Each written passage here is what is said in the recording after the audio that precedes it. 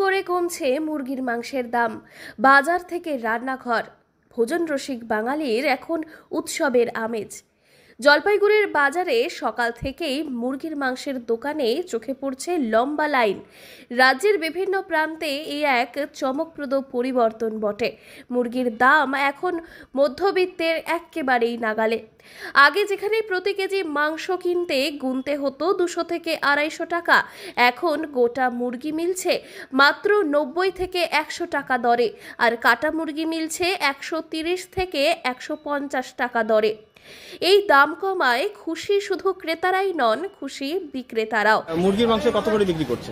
Broiler হচ্ছে 100 টাকা, 100 টাকা কেজি, আর গোটা হচ্ছে 80 টাকা কেজি।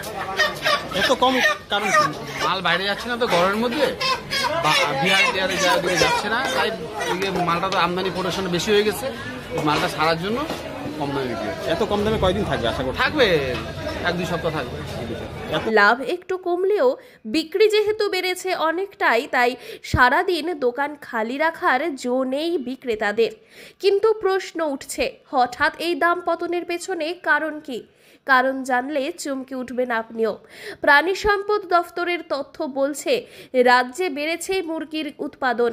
সরকারি উদ্যোগে হরিণঘাটা মিটের মতো আধুনিক খামারগুলিতে নিয়মিত আজকে কোম্পানি থেকে কিছু একটু ছাড় পেয়েছি, তার জন্য 120 টাকা আমরা দিয়েছি, আর সব কাস্টমারও খুশি। বিক্রি কেমন হচ্ছে? বিক্রি ভালো, প্রচুর বিক্রি। মাল কি শেষ? সব শেষ, গোডাউন গোটা খালি। কত কেজি এনেছিলেন? আজকে 500 কেজি উৎপাদন চলছে, যার ফলেই বাজারে পর্যাপ্ত সরবরাহ নিশ্চিত করা সম্ভব হয়েছে। তবে কিছু ব্যবসায়ীরা জানাচ্ছেন, পাইকারি দাম 80 টাকা হওয়ায় লাভের অঙ্ক বেশ টানাটানিরই বটে। আবার উত্তরবঙ্গ থেকে আসামে রপ্তানি বন্ধ থাকাও একটা বড় কারণ।